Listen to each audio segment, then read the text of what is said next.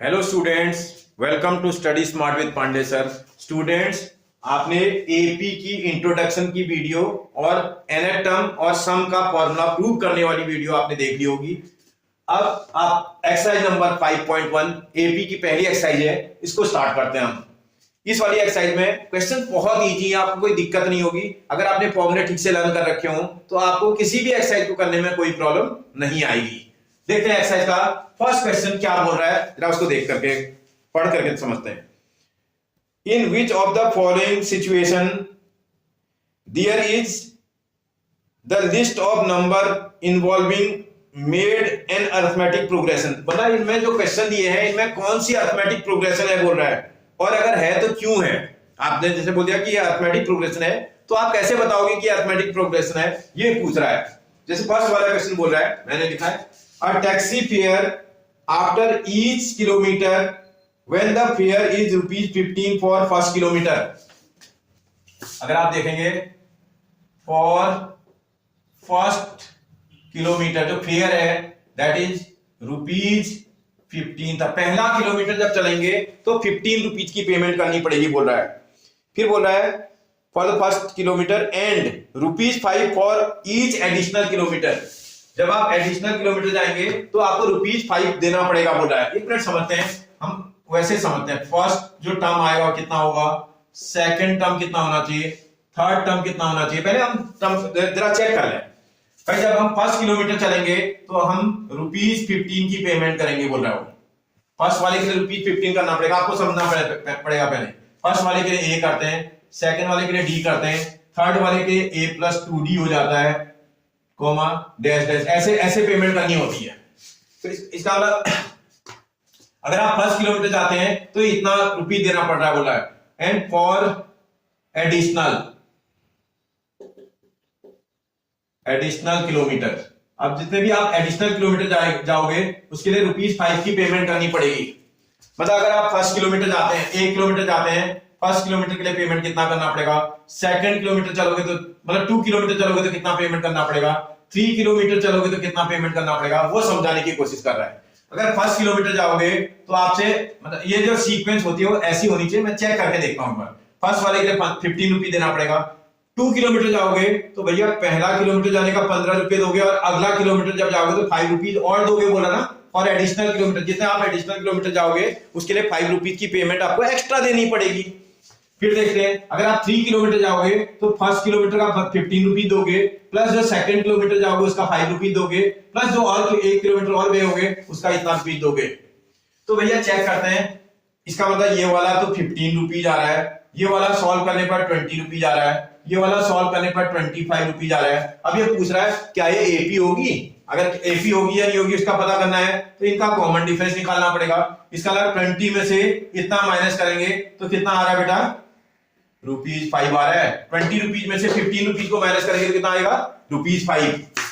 इस वाले से ये वाला माइनस करना पड़ेगा, मतलब 25 में से 20 को माइनस करेंगे तो कितना आ रहा है बेटा, ये भी ₹5 आ रहा है। इसका इसका कॉमन डिफरेंस क्या आ रहा है बेटा, सेम आ रहा है। अगर कॉमन डिफरेंस अगर सेम आता है, आपको पता ना, इसी को बोलते हैं हम common difference. If the common difference is same then the sequence is an AP. अगर कोई किसी भी सीक्वेंस का कंसेक्यूटिव टर्म्स का डिफरेंस, दो लगातार आने वाले टर्म्स का डिफरेंस अगर सेम आ रहा है तो वो सीक्वेंस क्या होती है, एपी होती है। बोला है क्वेश्चन नंबर फर्स्ट में जो क्वेश्चन लिखा है क्या ये एपी होगी, देख देंगे yes, part number first is an AP. आप समझ रहे हो ना मेरी बात, पहला जो पार्ट है वो एपी है। सेकंड देखते हैं, एक बार देखते बेटा, क्वेश्चन नंबर सेकंड पढ़ते हैं। The amount of air present in cylinder when vacuum pump remove 1/4 of the air remaining in the cylinder at a time। अब हमें ये पता नहीं है, पहले सिलेंडर में सॉल्यूशन जरा देखते हैं इसका। भाई इसमें कितना एयर इसमें पंप में है वो हमें नहीं पता है। Let amount of air present in cylinder is equal to, अरे कुछ भी लिख दो, माना बी लिख दो, एक्स लिख दो, एक्स था माना। किसी सिलेंडर में शुरू में जो एयर थी वो एक्स थी। अब क्या बोल रहे हैं, उसमें जो है ये तो फर्स्ट केस में था। सेकंड केस, अब हम क्या बोल रहा है सेकंड केस में वो देखना, बोल रहा है 1/4 ऑफ द एयर उसकी रिमूव हो जा रही है, the pump remove 1/4 of the air. इसका मतलब तुम्हारे पास सेकंड वाले में पहले x एयर थी, आपने 1/4 ऑफ द एयर रिमूव कर दी। 1/4 ऑफ द एयर का मतलब 1/4 ऑफ जितनी सिलेंडर में एयर थी इतना आपने रिमूव कर दी। रिमूव कर दी तो बची कितनी भाई, सॉल्व करना पड़ेगा, एलसीएम मेथड की हेल्प लेनी पड़ेगी। 4 इसका एलसीएम यहां आ जाएगा 4x माइनस x, इसी को सॉल्व करेंगे 3/4x आ रहा है। जो सेकंड केस में एयर होगी वो इतनी होगी। अब थर्ड केस निकालते हैं। थर्ड केस में जो एयर बचेगी, अब ये बोल रहा है इतनी एयर हमारे उसमें थी, इसका 3/4x एयर थी मेरे पास, उसमें से भी 1/4 ऑफ द एयर मैंने रिमूव कर दी। 1/4 का मतलब 1/4 मल्टीप्लाइड बाय जितनी एयर यहां पर है, जो एयर आपके पास अवेलेबल है, आपके पास अभी एयर है 3/4x, इतना आपने रिमूव कर दिया।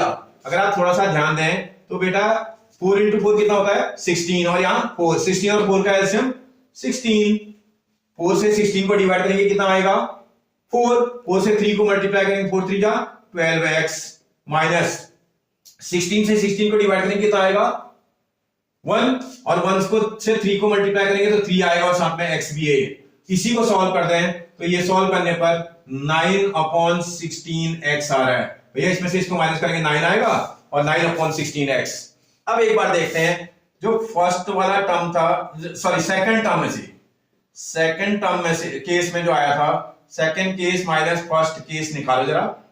सेकंड केस में से फर्स्ट केस निकालोगे भैया, इन दोनों को माइनस करना पड़ेगा ना, इन दोनों को माइनस करेंगे तो 3/4x में से आप x को माइनस करोगे तो इसका मतलब इसका एलसीएम भी तो 4 आएगा, और इसका मतलब ये 3x बनेगा, ये माइनस ये 4x हो जाएगा, और इसी को सॉल्व कर दें -x/4 आ रहा है, ध्यान रखिएगा -x/4। फिर देखते आपका third case minus second case. Third case की जो वैल्यू आ रही है, मतलब या थर्ड टर्म भी बोल सकते हैं, ये फर्स्ट टर्म आया था, ये सेकंड टर्म था, ये थर्ड टर्म था। इस सेकंड टर्म में से फर्स्ट टर्म माइनस करेंगे तो इतना आया, सेकंड टर्म थर्ड टर्म में से सेकंड टर्म माइनस करेंगे तो इसका मतलब इसमें से इसको माइनस करना होगा ना, इसका 9/16x था, माइनस उसमें से 3/4x को माइनस कर रहे हैं आप। एलसीएम फिर देखो 16 ही आपका एलसीएम आ रहा है भाई, 16 एलसीएम आ रहा है तो इसमें 16 से तो ये तो 9x आएगा, माइनस 4 से 4 टाइम जाएगा, 4 3 जा 12x आ जाएगा ये। इसी को सॉल्व कर देंगे -3/16x आ रहा है। अब आप एक मिनट के लिए चेक करो क्या आपका डिफरेंस, क्योंकि आपने माइनस करके जो वैल्यू आई थी ये क्या सेम है, ये नॉट सेम है भाई, सेम नहीं आ रहे हैं। एपी की क्या क्वालिटी होती है, उनका जो कॉमन डिफरेंस आता है वो हमेशा क्या आता है, सेम आता है। जो फर्स्ट टाइम में डिफरेंस आ रहा था वही सेकंड टाइम में डिफरेंस आएगा, तो वो सीक्वेंस एपी होगी। तो आपसे पूछा था क्या ये एपी होगा, ये वाला क्वेश्चन, ये नॉट एन एपी है, नॉट एन एपी। ये वाला जो पार्ट नंबर 2 है वो एपी नहीं है। आप मेरी बात समझ रहे हो ना बेटा, क्योंकि जो वो क्वेश्चन वाला बोल रहा है उसके हिसाब से उसको क्वेश्चन को बनाओगे तो आप समझ जाओगे क्या कहना चाह रहा है। ठीक है, देखते हैं बेटा क्वेश्चन नंबर 3 क्या बोल रहा है। The cost of digging a well after every metre of digging which is cost rupees 150 for first meter and rise by rupees 50 for each subsequent meter। इसका मतलब देखो क्या हो रहा है, आप समझो पहले फर्स्ट मीटर मतलब 1 मीटर जब डिग कर रहे हैं तब क्या हो रहा है, 2 मीटर डिग करेंगे तो क्या होगा, 3 मीटर डिग करेंगे तो क्या होगा, आगे डैश फुट आगे निकालने की जरूरत नहीं है, पहले समझ लें। फर्स्ट मीटर डिग कर रहे हैं तो रुपीज 150 कॉस्ट आ रही बोल रहा है, 1 मीटर डिग करने पर रुपीज 150 कॉस्ट आ रही है। नेक्स्ट वाला मीटर करेंगे तो 50 मोर हो जा रहा है, 50 रुपए एक्स्ट्रा लग रहे हैं उसमें। इसका मतलब अगले वाले में रुपीज 150 प्लस 50 रुपीज का आपका पेमेंट आ रहा है, इतना पेमेंट हो जा रहा है। अगला करेंगे तो ये इस वाले में कितना आया था भैया, 150 प्लस 50 आया था। अगले वाला वो करेंगे तो 50 रुपीज और बढ़ जाएगा बोल रहा है, ऐसा ही एग्जामिनर बोल रहा है। किस तरह से पेमेंट आएगी, सॉल्व करेंगे जरा। ये 150 आ रहा है, ये वाला देखेंगे 200 हो जा रहा है, ये वाला देखेंगे 250 हो जा रहा है। चाहो तो कॉस्ट लगा लेना, रुपी लगा लो, कोई दिक्कत नहीं। इतने रुपीज की पेमेंट आ रही है। अब ये पूछा क्या ये एपी होगी, भैया ये इन दोनों का डिफरेंस चेक करो ना, इसको इसमें से इसको माइनस करेंगे तो रुपीज 50 आ रहा है।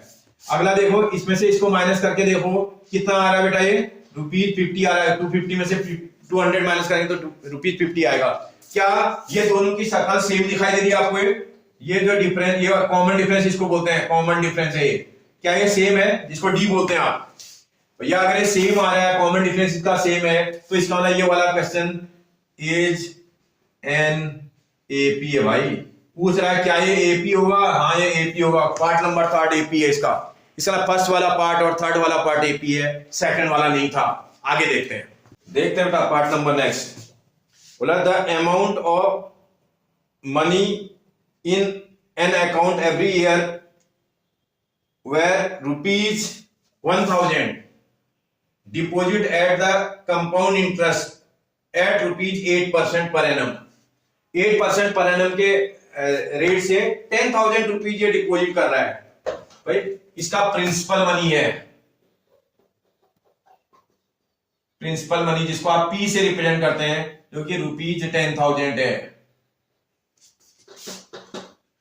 इसका जो रेट है आर जिसको आप बोलते हैं, इज इक्वल टू 8% का इसका रेट है। और बोला कितना अमाउंट आएगा, कितना अमाउंट ये वो करेगा, ए निकालना आपको, ए कैलकुलेट करना है। भैया ये फॉर्मूला पढ़ा था आपने, A is equal to P into 1 plus R upon 100 whole to the power N. पढ़ा है आपने?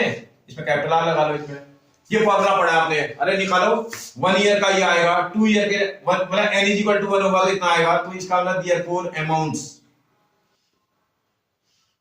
जो अमाउंट्स होंगे वो कितने कितने होंगे जरा देखते हैं। सबसे फर्स्ट जो अमाउंट आएगा वो इसके साथ पी की प्लेस पर आपके पास 10,000 होगा, 1 प्लस आर की प्लेस पर 8/100 हो जाएगा, whole to the power n, n की जगह पर 1 होगा, फर्स्ट ईयर है। सेकंड वाला अगर आप निकालोगे सेकंड ईयर में, तब ए की प्लेस, पी की प्लेस पर तो आपका वही अमाउंट है, 1 प्लस आर भी वही है, 8/100, पावर की प्लेस पर आपकी बात 2 हो जाएगा, क्योंकि 2 ईयर के लिए निकाल रहे हैं आप। आपको पता ना क्लास 8 में करा होगा आपने कभी। ऐसे ही थर्ड वाला निकालोगे तो आपके पास प्रिंसिपल मनी अभी भी 10,000 है, 1 प्लस आर की प्लेस पर 8/100 whole to the power n की प्लेस पर 3 आएगा, कॉमा डैश, इस तरह से आएंगे। अब आप इसका डिफरेंस निकालोगे ना, इन दोनों का जब डिफरेंस निकालोगे, आप देखो 1000 तो इसमें कॉमन आ रहा है, 1000 आपका कॉमन आ जाएगा, और ये भी कॉमन आ रहा है। इन दोनों में से कॉमन देखो, लेस पावर कॉमन आ जाएगी ना, 1 प्लस 8/100 आपका कॉमन आ जाएगा। कितना बचेगा भाई अंदर? अब आप देखो, इसमें से इसको माइनस कर रहे हो, इसमें से इसको माइनस कर रहे हो, तो जब इसमें से करोगे 1 प्लस 8/100 आपका ये था, माइनस भाई ये वाला बचेगा, स्क्वायर में से इतना बचेगा, और यहां जब पूरा कॉमन निकालोगे तो 1 बचेगा, 1 बचेगा, तो इस 1 से 1 काट लोगे तो इतना ये आ रहा है। फर्स्ट वाले का अमाउंट इतना आ रहा है। सेकंड वाले का निकालते हैं, जब यहां निकालोगे ना बेटा, देखना कितना हो जाएगा ये। इसमें से इसको माइनस करना पड़ेगा ना, यदि फिर कॉमन आ रहा है 10,000, कॉमन निकाल लो 10,000। ये वाले और ये वाले में जब कॉमन निकालोगे तो हायर पावर कॉमन आएगी ना, तो ये आना चाहिए 1 plus 8/100 whole to the power 2 आपका कॉमन आना चाहिए। समझ में आ रही है आपको मेरी बात? अब आप देखो यहां पर कितना बचेगा, 1 प्लस 8/100 यहां बचेगा, माइनस इस सारा का सारा कॉमन निकल गया, तो 1 यहां बचना चाहिए, इस 1 से 1 कट जाएगा। अब आप देखो क्या सेम है, यहां पर 10,000, यहां पर 10,000 इंटू 1 प्लस इतना ही बचा था। देखो ये वाला भी यहां दिख रहा है, ये वाला भी दिख रहा है आपको, ये भी देखो, ये भी दिख रहा है आपको, ये तो सेम है। 1 प्लस 8/100 यहां था, यहां पर 1 plus 8/100 whole to the power 2 आ गया, तो इसका ये वाली तो सेम आ ही नहीं रहा है, ये सेम है। आप चेक करो ना, ये दोनों सेम नहीं आ रहे हैं। अगर कॉमन डिफरेंस सेम नहीं आ रहा है, क्योंकि common difference is not same है। इसमें जब भी कॉमन डिफरेंस सेम नहीं होता है तो ये क्या होगा, देयरफॉर ये part number 4 is not an AP. इसका मतलब आपसे पूछ रहा था क्या ये एपी होगी, ये एपी नहीं होगी। आप समझ गए ना मेरी बात? खाली कहानी नहीं लिखते, बताना भी है क्यों नहीं है। एग्जाम में नहीं आएगा बेटा, परेशान होने की जरूरत नहीं, इतना उटपटांग क्वेश्चन एग्जाम में नहीं आता है, क्योंकि टाइम ज्यादा लग रहा है इसमें। समझ आ रहा है आपको? ओके, देखते बेटा क्वेश्चन नंबर 2 क्या बोल रहा है क्वेश्चन वाला। Right first 4 terms of the AP when the first term is a and common difference is d are given below, given as follows। ये बोल रहा है फर्स्ट टर्म को a से रिप्रेजेंट करा है, कॉमन डिफरेंस को d से रिप्रेजेंट किया है, ये सारे क्वेश्चनों का गिवन है, तो आप फर्स्ट 4 टर्म निकालो बोल रहा है। मैं आपको एक पार्ट करके दिखाता हूं, एक करूंगा सारे बन जाएंगे आपसे। फिफ्थ वाला मैं कर रहा हूं, a is equal to minus का 1.25 दिया हुआ है and d is equal to इस क्वेश्चन में माइनस का 0.25 दिया हुआ है और आपसे बोल रहा है right the first four terms, therefore first four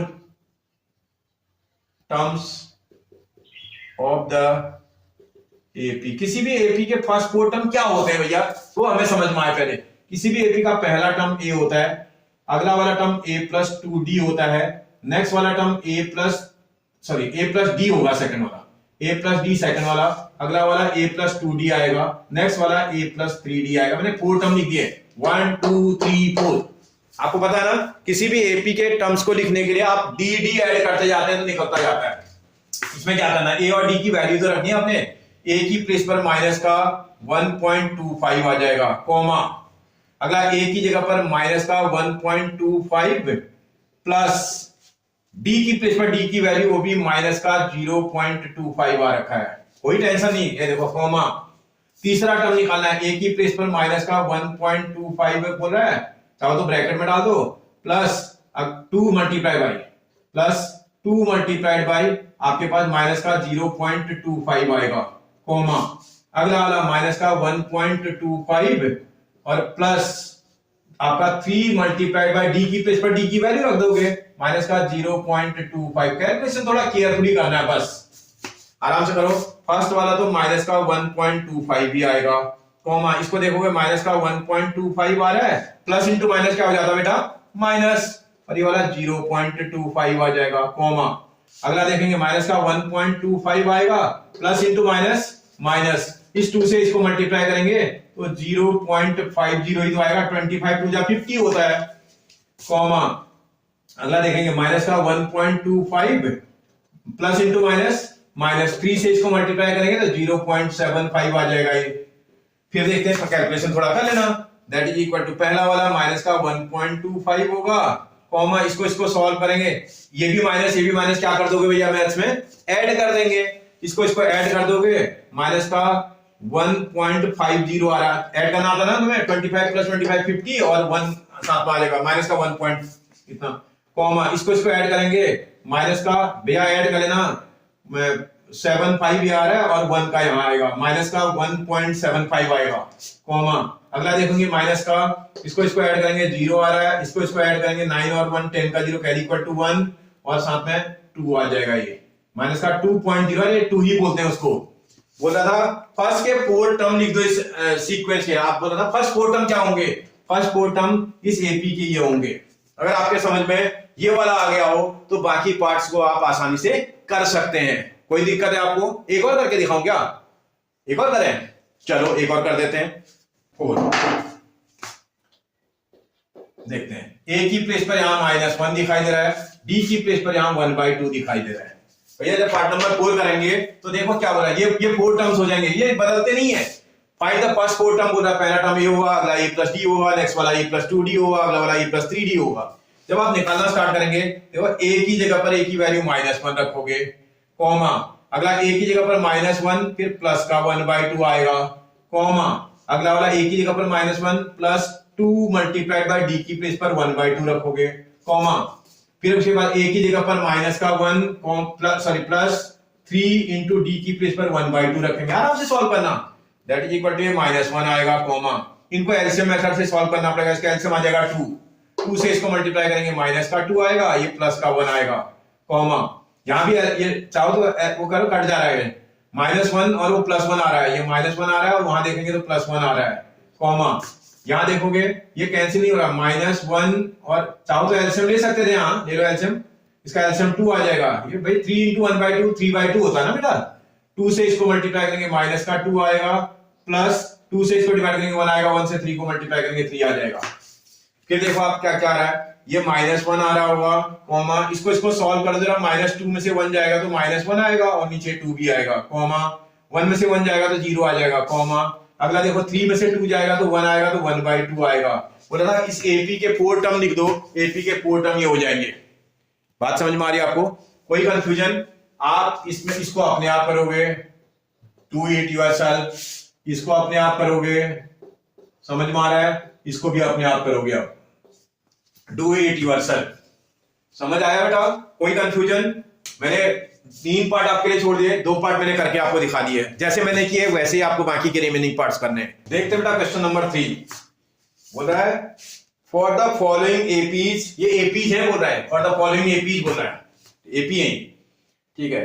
right the first term and common difference, इनका फर्स्ट टर्म और कॉमन डिफरेंस देखो बोल रहा है। अरे बहुत आसान है, अगर ये एपी है बोल रहा है तो एपी में फर्स्ट टर्म को हमेशा आप निकालोगे, a इक्वल टू, तो इसका 3 है, फर्स्ट टर्म को a से रिप्रेजेंट कर रहा है बोल रहा है, a equal to 3।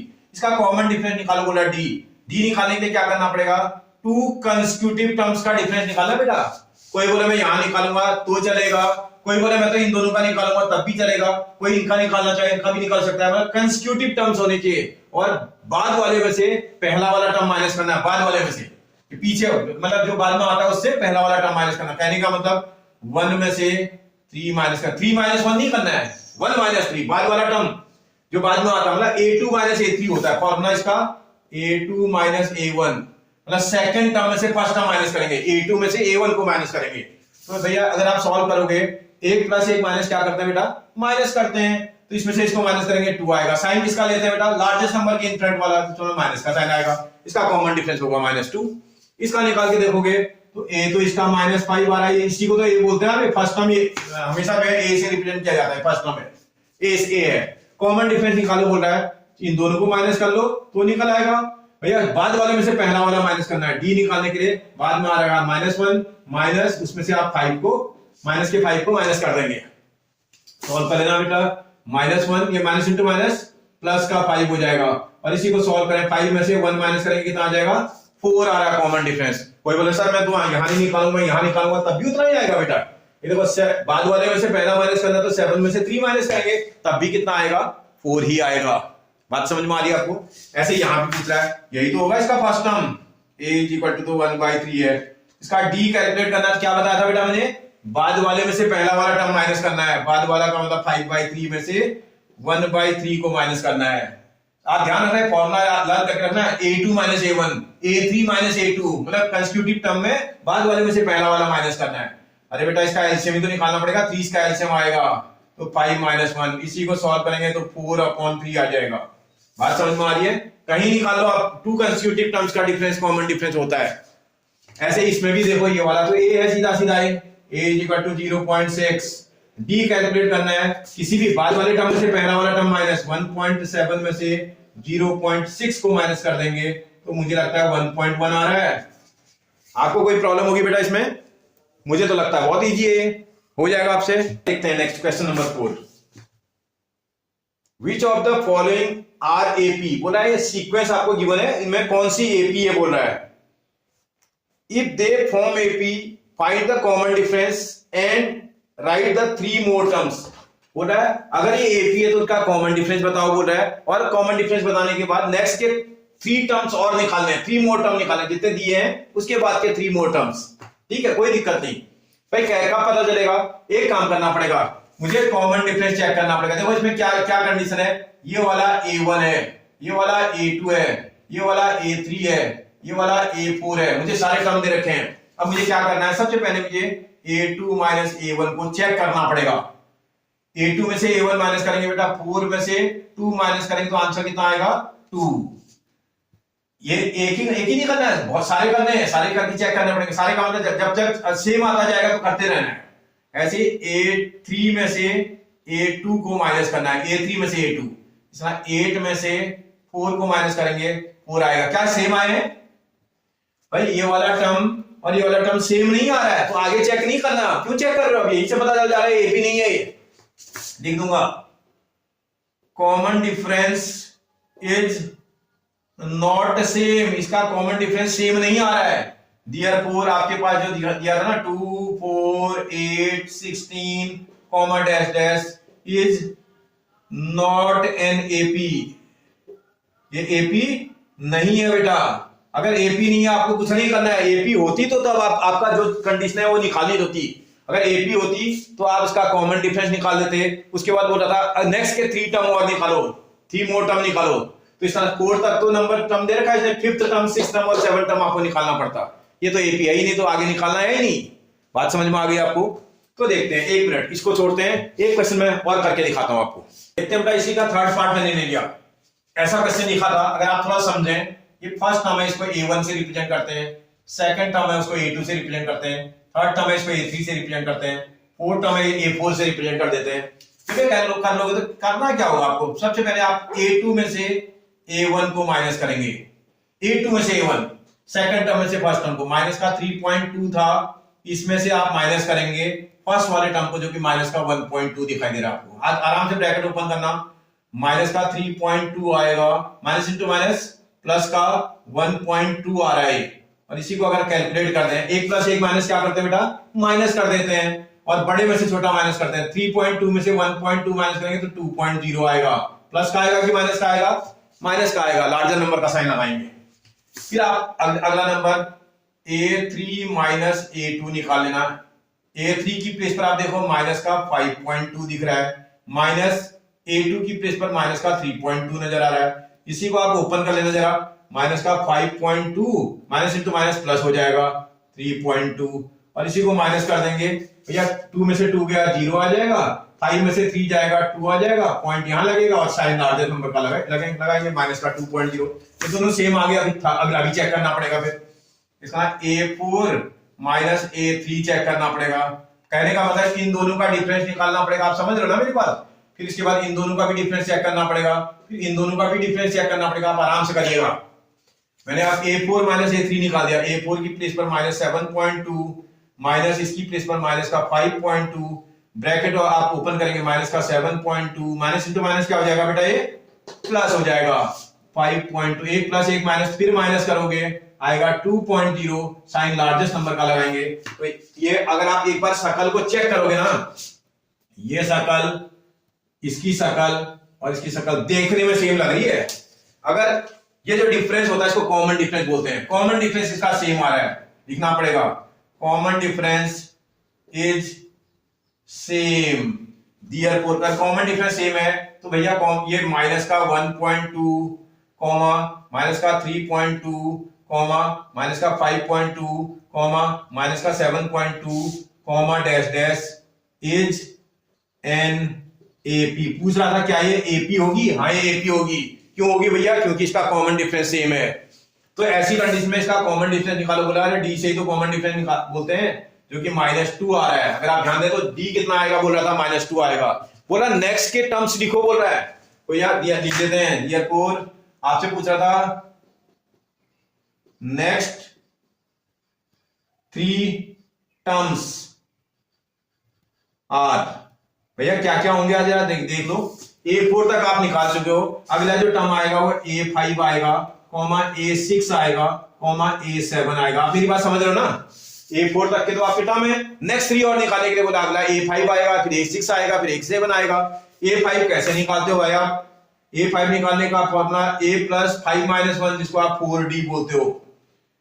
A6 A + 5D आ जाएगा। A7 A + 7 आपके पास 6D आएगा। मेरी बात समझ रहे हो बेटा? देखते हम समझ जाते हैं। एक मिनट में समझा देता हूं। A5 आपसे मैं जब आएगा ना फटाफट भी कर दूंगा। A5 बोलेगा तो होगा तो A + n की जगह पर कितना लिखा बेटा?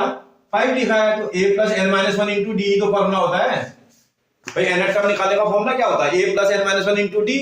तो अगर आप सॉल्व करोगे 5 है तो 5 - 1, तो सीधा सीधा 4D जितना यहां बोलेगा उससे 1 लेस करके लिख देना।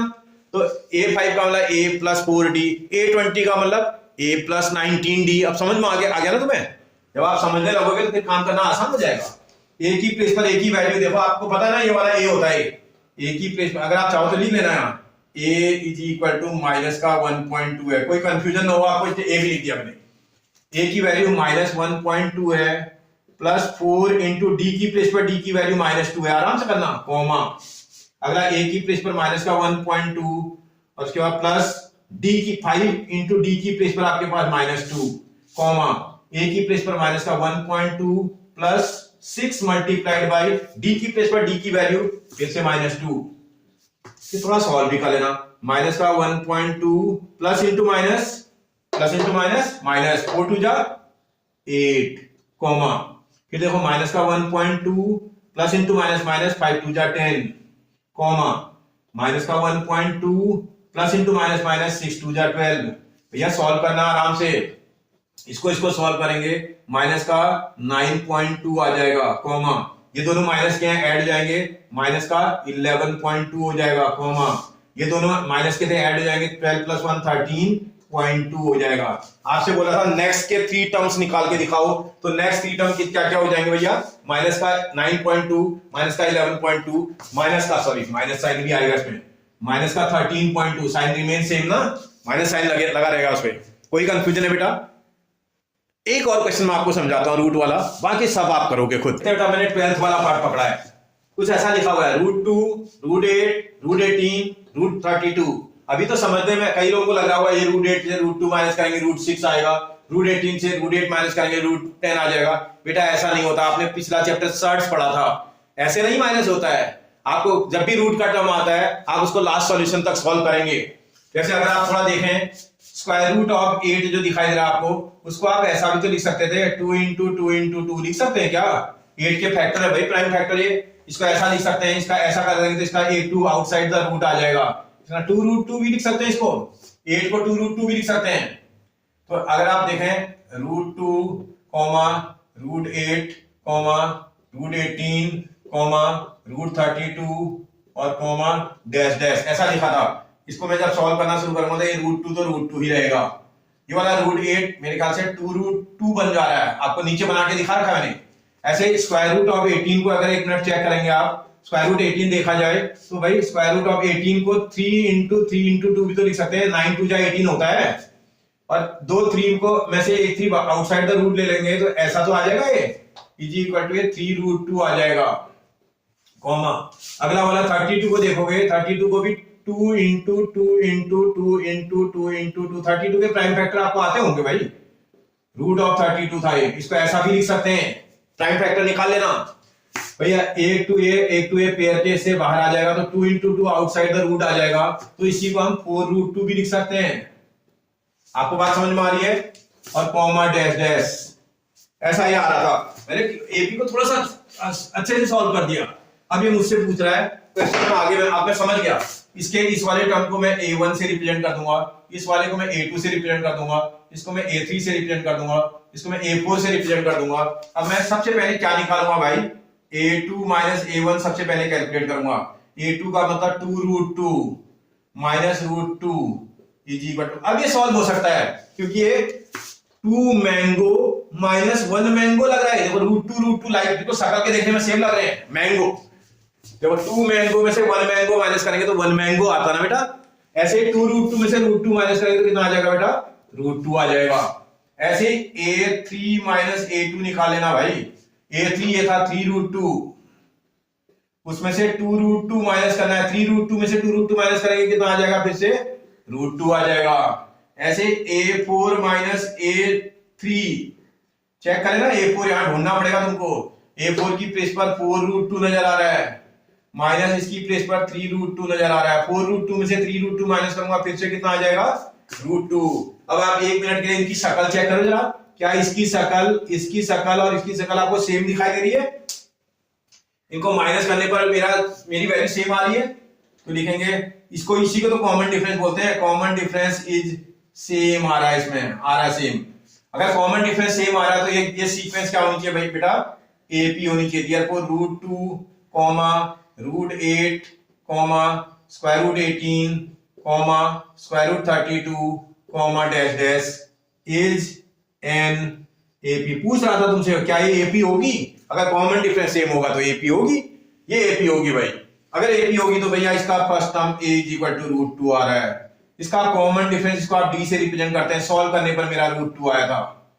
जब आप ये निकाल लोगे तो आपसे बोला था right the next 3 terms, therefore next 3 terms, आपको पता है नेक्स्ट 3 टर्म क्या होंगे? अब भाई 4 टर्म तो ये आ गया, 5th टर्म इसका नेक्स्ट टर्म होगा A5, फिर A6 होगा, फिर A7 होगा, ये तो होंगे इसके नेक्स्ट 3 टर्म। इसका निकालना आपको आता है, A5 का मतलब A प्लस 4D होता है, A6 का मतलब A प्लस 5D होता है, A7 का मतलब A प्लस 6D होता है बेटा। सॉल्व कर लो, एक ही प्लेस पर एक ही वैल्यू रखो जरा, कितना है √2 प्लस 4 इंटू डी की प्लेस पर भी √2, सॉल्व करते जाना इसको, कॉमा एक ही प्लेस पर √2 प्लस 5 इंटू √2 और उसके बाद में कॉमा एक ही प्लेस पर √2 प्लस 6 मल्टीप्लाइड बाय √2, सॉल्व करेंगे भैया ये कितना आ रहा है, ये वाला 5√2 आ जाएगा, कॉमा ये वाला अगर देखा जाए ये 6√2 आ जाएगा, कॉमा ये वाला देखा जाए 7√2 आना चाहिए, 7√2 आना चाहिए। अब तुम बोलो सर इसने तो अलग तरीके से दिया, आपने आंसर अलग टाइप का निकाल दिया, अरे तुम भी वैसे ही निकाल दो बेटा।